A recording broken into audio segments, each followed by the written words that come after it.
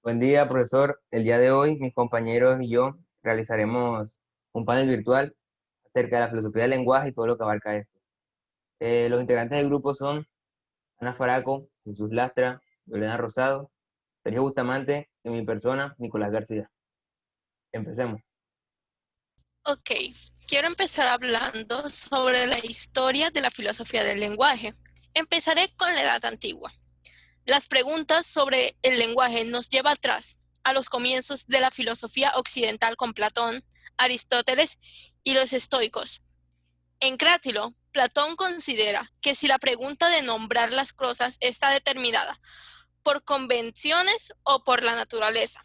Platón afirmaba que era una propiedad natural de los hombres. Para hacer eso, apuntaba a que las palabras compuestas y las frases tienen un rango de propiedad. También mencionaba que los nombres primitivos tienen una natural propiedad, porque cada fonema representa ideas básicas o sentimientos. Por ejemplo, la letra L para Platón representa la idea de suavidad. Ellos también desarrollaron una importante doctrina del lectón, asociada a cada signo de un lenguaje, pero distinto, tanto el signo en sí mismo y del signo como referido a este. Lectón era el significado de cada término. Básicamente es lo que hoy podríamos llamar una proposición. Pasando a la Edad Media, en cuanto a San Agustín, varios aspectos de su teoría del lenguaje merecen ser destacados, bien por su importancia en sí o por su influencia en los escolásticos posteriores.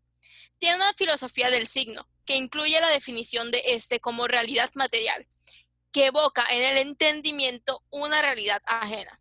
El signo lingüístico está constituido por una unión intrínseca de sonido y significación. No es concebible un signo sin significado. En el significado reside el núcleo del valor o la fuerza del signo lingüístico, aunque no se identifica con ellas. La fuerza del signo es una noción más amplia que incluye tanto la significación como las diferentes formas en que tal significación afecta a una audiencia. La impresión que produce la teoría del signo de San Agustín es la que propugna una conexión directa entre el signo y la cosa significativa. Las palabras pertenecientes a este lenguaje interior son comunes a todas las lenguas e independientes de su traducción verbal a una lengua concreta.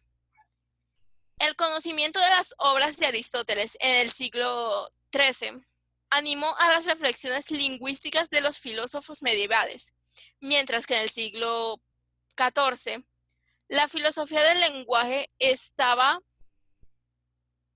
sustentaba, las nociones gramaticales eran fundamentales. En el siglo XIV también igualmente, el nominalismo de Guillermo de Ockham introdujo un nuevo sesgo en las investigaciones lógico-semánticas.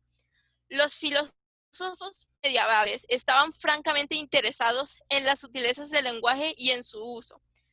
Habían varios notables científicos del lenguaje en el periodo medieval. Y pasando por último a la filosofía continental. En esta no se estudia como tal la filosofía del lenguaje, como sucede dentro de la filosofía analítica, que es una disciplina independiente. Sin embargo, las reflexiones en torno al lenguaje son fundamentales en multitud de ramas filosóficas tradicionalmente etiquetadas como pertenecientes a la filosofía continental. Por ejemplo, la semiótica, la fenomenología, la ontología, la hermenéutica, la desconstrucción, el instrumentalismo, etc. En casi todas estas disciplinas, la idea del lenguaje es remitida al concepto de logos desarrollados de la filosofía griega antigua, entendida como discurso o dialéctica.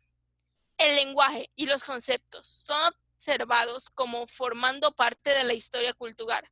Heidegger consideraba que el lenguaje actualmente está cosificado por los sobreusos de los conceptos más fundamentales y, por ello, estos conceptos ya no son aptos para emprender el estudio en profundidad del ser. Por ejemplo, la propiedad de la palabra ser se ha cargado con multitud de aceptaciones que la hacen inadecuada para la expresión. Es por eso que Heidegger se basa de la ductibilidad de su idioma materno, en el cual escribió todas sus obras, el alemán, para crear nuevas palabras que no estuvieran cosificadas por su uso, que fueron empleadas para el desarrollo de su filosofía. Muchas gracias. Bueno, profe, vamos a hablar un poco de lo que es el relativismo lingüístico y en qué consistió este para diferentes autores. El relativismo lingüístico consiste en la relación entre un lenguaje y cultura. Estas tienen un lenguaje y una relación de intercambio recíproco. Por una parte, podemos decir que el lenguaje es un producto de la cultura y esta es un reflejo de esta misma, valga la redundancia. Pero por otra parte, podríamos decir que el lenguaje es una condición cultural en la cual ayuda a construir esta misma. Del lenguaje, entonces podríamos decir que es una marca cultural, ya que nos distinguen inmediatamente un ser de otro, sea por acentos, refranes o algún tipo de término que manejemos y que solo se maneje en un pueblo que maneja un lenguaje determinado. La conexión entre lenguaje y cultura fue asentado en un ámbito del idealismo alemán. Esto fue considerado por Hegel, que consideraba que el lenguaje en la actualidad era marcado por la cultura. Podemos decir bien sobre otros filósofos, como podríamos mencionar a Karl Rosler, quien considera como una creación de arte realizado de manera libre. Cada persona era libre de expresar su lenguaje de manera diferente. Tomando otros filósofos como lo fue Van Humboldt, que consideraba que el lenguaje es una conexión psicológica entre percepción y conceptualización. No todos pensamos iguales, cada uno tiene una concepción diferente. El lenguaje es concebido como un instrumento de pensamiento mucho antes que un sistema de comunicación. Muchas gracias. Bueno, ahora vamos a hablar sobre la naturaleza del significado. Comenzamos con una pregunta. ¿Cuál es el significado del significado? Como podemos analizar, la respuesta a esta pregunta es muy difícil de responder, es muy difícil de descifrar, pues toda una parte de la filosofía del lenguaje siempre intenta dar respuesta a todo, a cualquier duda que se pueda plantear. En general, han habido 6 distintas formas de intentar explicar el significado lingüístico, y cada una de estas ha sido asociada a su propia estructura literaria. Comenzamos con la teoría de las ideas. Esta se asocia con la tradición empírica de Locke, Berkeley y Hume. Estos dicen que el significado es puramente mental, provocado por los signos. Pero esta idea, esta visión del significado ha sido cuestionada muchas veces, principalmente por los distintos problemas que ha presentado desde el principio. Y el interés por esta ha renacido gracias a los teóricos contemporáneos. Vamos con la teoría de la verdad condicional. Esta sostiene que el significado de una expresión está dado por sus condiciones de verdad, es decir, las condiciones de una expresión bajo las cuales ésta sea verdadera. La teoría del uso sostiene que el significado involucra o esté relacionado con actos del lenguaje y su particular pronunciación, no a la expresión en sí misma. Hay que aclarar que Wittgenstein fue uno de los que ayudó a crear esta teoría del significado. La teoría referencialista, esta también llamada colectivamente externalismo semántico. Esta ve el significado como algo equivalente a esas cosas en el mundo que están conectadas con los signos. La teoría verificacionista está generalmente asociada con el positivismo lógico del siglo XX. La fórmula de esta tradicional teoría es el método para ver el significado de una frase, el de verificación o falsedad. Y por último, la teoría pragmática, que incluye a cualquier teoría por la cual el significado sea verdadero y una frase es determinada por la consecuencia de su aplicación. Muchas gracias. Bueno, ahora vamos a pasar a lo que viene siendo las áreas de la filosofía del lenguaje. Para empezar, Es bien sabido que existen varias partes del lenguaje, pero una frase común de todos los días, algo que podemos decir en cada momento, podemos encontrar adjetivos, verbos, sustantivos y otras palabras, las cuales tienen una significancia gramatical. Aquí la pregunta más importante es de qué modo emerge el significado de la frase que nosotros estamos haciendo y cómo emerge el resultado de cada parte. A partir de esto, muchos aspectos del problema las forman en frases que están dirigidas hacia el área de lo que viene siendo la lingüista, el área lingüística de la sintaxis. Los filósofos semánticos tienden a enfocarlo en el principio de la composicionalidad para explicar la relación que hay entre el significado de las partes y la frase completa. Este principio dice que una frase puede ser entendida sobre el significado de la frase. Y nos ponen un ejemplo. Las palabras morfemas. Esto junto al entendimiento de su estructura, que sería un ejemplo de esta, la síntesis, lo que viene siendo la lógica. Aparte de esto, también podemos encontrar lo que viene siendo las tradiciones del estudio del lenguaje. Y en nuestra cultura occidental, el lenguaje ha sido tomado de una manera bastante simple y no demasiado a profundidad. Muy probablemente muchas de estas tradiciones surgen del estudio teológico y de religioso del lenguaje. Por ejemplo, la tradición judaica y la tradición cristiana nos ha presentado siempre una atención excepcional en lo que venía siendo sus enseñanzas, las cuales estaban interpretadas en lo que venía siendo los relatos que se enfocaban más que todo en la creación del mundo por la palabra divina, por lo que venía siendo un Dios. Para el ejemplo de la tradición cristiana, está la actividad de Adán, el dar nombre a los animales. O para la tradición judaica está lo que viene siendo el relato de la confusión de las lenguas de Babel, la cual ha sido una fuente permanente de lo que venía siendo una reflexión. Muchas gracias. Bueno, tomando en cuenta que ahorita mi compañera Juliana Rosado habló sobre las diferentes teorías, me gustaría abarcar a mí también lo que serían los autores que principalmente se destacaron en crear o hablar sobre las teorías y la filosofía del lenguaje como tal. Entre estos podríamos encontrar a lo que podría ser Luke, que es el primer nombre que se viene a la cabeza a la mayoría de las personas, por el hecho de que es el primer autor que llega a introducir este concepto de filosofía del lenguaje y que llega a abarcarlo ampliamente como tal, a diferencia de otros autores, en un propio texto y no solamente como frases o ideologías vagas que fueron por medio de enseñanza o por medio del medio oral, más no escrito.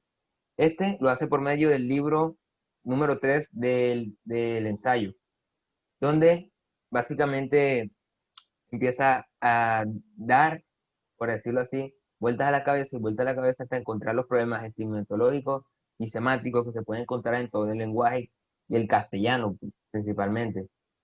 Y es cuando entonces empieza a hacerse distintas preguntas y empieza a indagar sobre cómo resolver estos mismos en el mismo ensayo.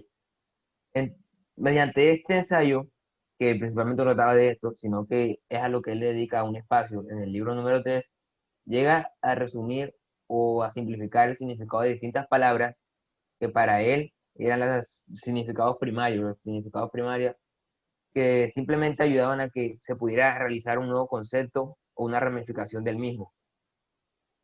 Después de este autor, podríamos destacar a Frege, que si bien su aporte fue un poco menos importante que el de Luke, también deberíamos destacarlo porque después de este, no solamente logró introducir sus ideas a lo que él pensaba escritamente, sino que también resumió la mayoría de expresiones y la mayoría de pensamientos que tenía Aristóteles y Platón sobre todo lo que tenía que ver de la filosofía del lenguaje. Por lo tanto, se destaca también en el medio de la filosofía del lenguaje, no tanto por lo que él expresó, sino por lo que resumió. Más hay que destacar que este autor sí tuvo una filosofía como tal de lo que pasó.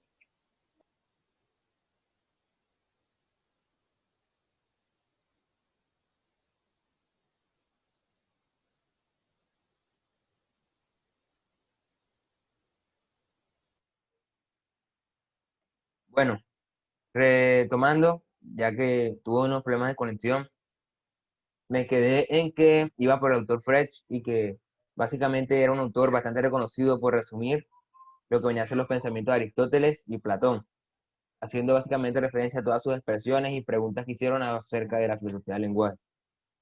Entonces, además de las incógnitas que él planteó y resolvió por medio de las mismas expresiones y pensamientos de los otros autores, él también logró realizar sus propias referencias, sus propios pensamientos por medio del libro, donde los implantó como la teoría de las expresiones sentimentales, básicamente, donde él decía que el sentido del lenguaje que se hablaba tenía unas expresiones y que de este modo todas las cosas que uno pudiera conceptualizar tenían que hablarse de un sentido expresional, por decirlo así.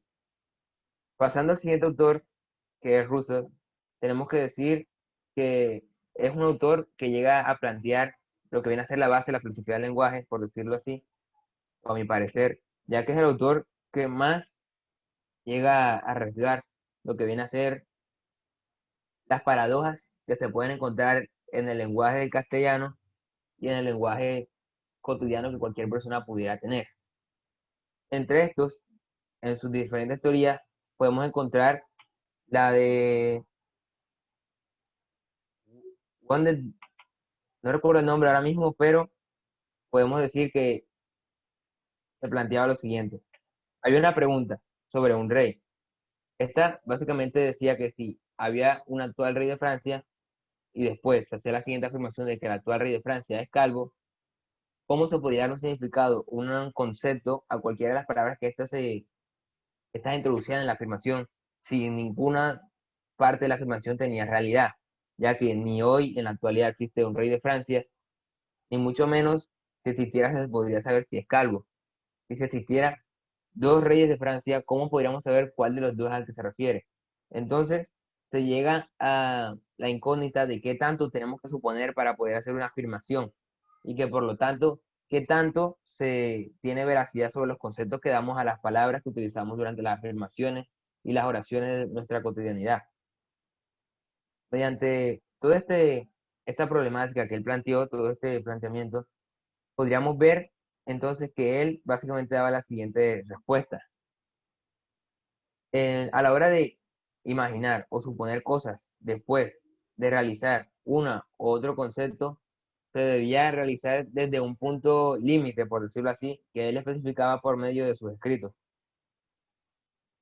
Pasemos al último autor que se menciona en las fuentes, que es Lech, y que básicamente también llega a hablar sobre las problemáticas y sobre las paradojas que se encuentran en el lenguaje, pero no con tanta profundidad como lo había hecho Russell.